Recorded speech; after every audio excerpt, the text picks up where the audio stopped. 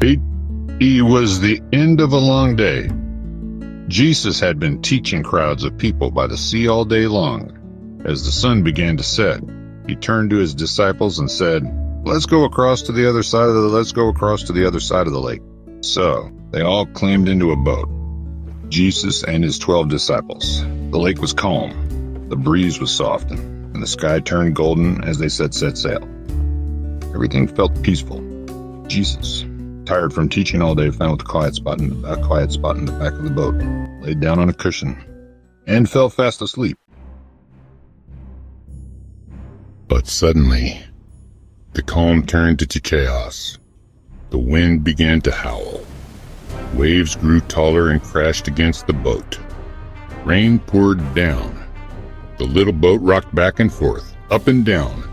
Water splashed inside. Too much water. The disciples, strong fishermen, sighed. Too much water. The disciples, strong fishermen, used to storms, were terrified. This was no ordinary storm. They thought they were going to drown. They ran to Jesus, still sleeping peacefully, and cried out.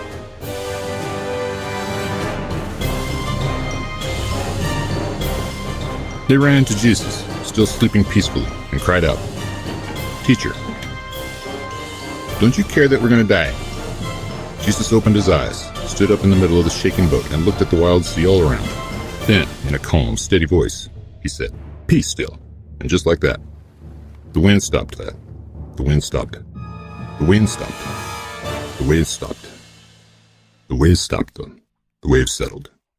The storm was gone. The disciples stared at Jesus, wide-eyed and amazed. Who is this man? They whispered to each other. Even the wind and waves obey him. Jesus looked at them and said, Why are you afraid? Do you still have no faith? Jesus looked at them and said, Why are you afraid? Do you still have no faith?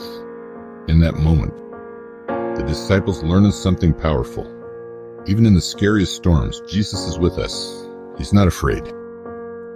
He brings peace when everything feels out of control.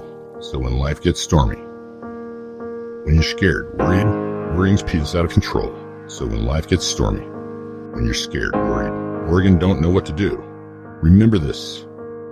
Jesus is in your boat, and he still speaks peace today.